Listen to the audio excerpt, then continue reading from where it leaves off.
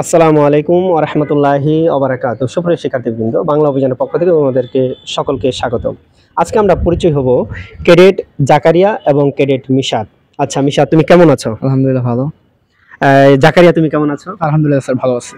আচ্ছা আচ্ছা, ওরা এই 2023 সালে ক্যাডেট, একজন হচ্ছে পাবনা ক্যাডেট কলেজ, আর তুমি কোন ক্যাডেট কলেজ?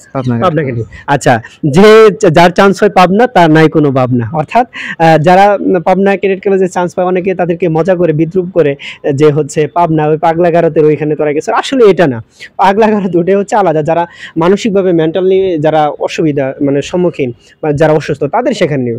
এমনি মানুষ সাধারণত মজা করে, হ্যাঁ, দুষ্টমি করে। তবে যারা হচ্ছে ক্যাডেট কলেজে পড়াশোনা করে, বাংলাদেশের যে 12টা ক্যাডেট কলেজ রয়েছে 12টা ক্যাডেট কলেজেরই সমানভাবে একই কারিকুলামে পড়াশোনা করানো হয়।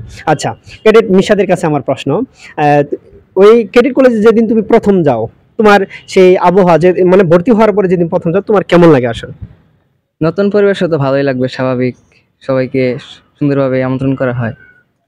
আচ্ছা, মানে তোমাকে যে আমন্ত্রণ জানিয়েছে সেটা তোমার খুব ভালো লেগেছিল? পরে বড় ভাইরা আসে, আমাদেরকে স্বাগত জানায় পিটি প্যারেডের মাধ্যমে। পরে আমাদের প্রতিটা গাইডের জন্য আলাদা আলাদা স্টুডেন্ট আছে, পরে গাইড এসে স্টুডেন্টদের নিয়ে যায় হাউসে তারা ইনস্ট্রাকশন দিয়া রুমে নিয়ে যায়, পরে নানা রকম ইনস্ট্রাকশন দিতে থাকে আর কি। পরে মা বাবা ত্যাগ করে। আচ্ছা, অর্থাৎ একজন ক্যাডেট যখন চান্স পায়, ক্যাডেট কলেজে যায়, তখন তাকে কিভাবে রিসিভ করা হয় সেটা সম্পর্কে তোমরা জানো। এখন আমার ক্যাডেট জাকারিয়ার কাছে আমার প্রশ্ন হচ্ছে, যখন তোমার সে যে পর্যন্ত বললে তারপর থেকে তোমাদের কি ধরনের আনুষ্ঠানিকতা থাকে? প্রথম দিনের কথাটা বলবো। হ্যাঁ, প্রথম দিন তো আমাদের মা বাবা একটা টি ব্রেক হয়, আমাদের টি ব্রেকের পরে মা বাবা আমাদের ত্যাগ করে যান। এরপর আমরা মাগরিবের নামাজে যাই। মাগরিবের নামাজ পড়ার পরে আমাদের তো যেহেতু আমরা ফার্স্ট ডে, প্রথম দিন আমাদের প্রেপ টাইম থাকে না। প্রেপ টাইম তখন সিনিয়ররা প্রেপ টাইমে যায়, আর আমরা হাউসেই নিজেরা পরিচিত হই। যে রুমমেটগুলো আছে সব আমাদের জিপি ভাই বলছিল যে সবার সাথে পরিচয় হতে, কারণ 6টা বছর আমাদের একসাথে থাকতে হবে। তো আমরা সেই সময়টা সবাই পরিচিত হয়ে তারপর জেপি ভাইয়েরা আমাদের কিছু কথা বলেন ক্যাডেট কলেজ সম্পর্কে। তারপর রাতটা অবশ্যই একটু অন্যরকম গেছে, যেহেতু ফার্স্ট নাইট আমাদের।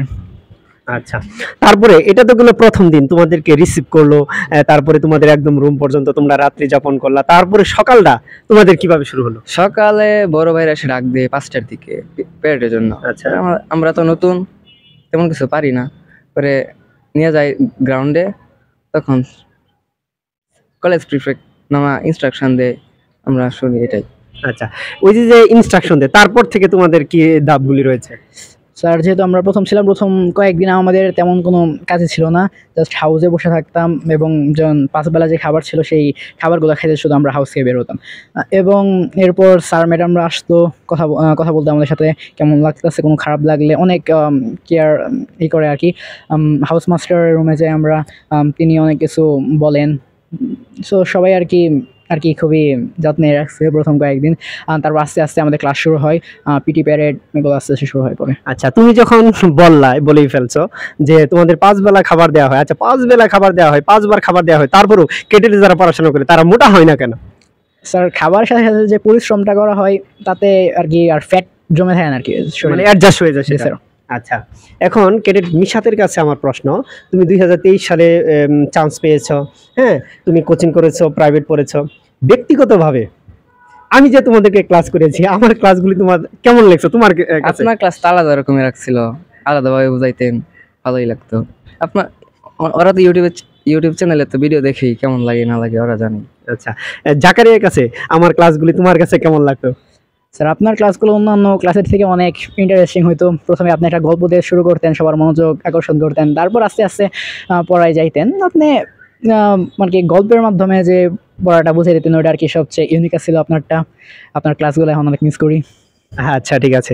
এখন যে আমরা যে সময়টাতে আসলে সাধারণত ভিডিওটা করতেছি, এই সময়টাতে আমাদের রুমে থাকার কথা বা অন্য কোনো কাজ করার কথা। এখন তুমি একটু সময়টা একটু দেখাই দাও, চতুর্দিকে যে অন্ধকার হয়ে আসছে, আশেপাশে পরিবেশটা একটু দেখাই দাও, যে বাসার ছাদে আমরা ভিডিওটা করতেছি।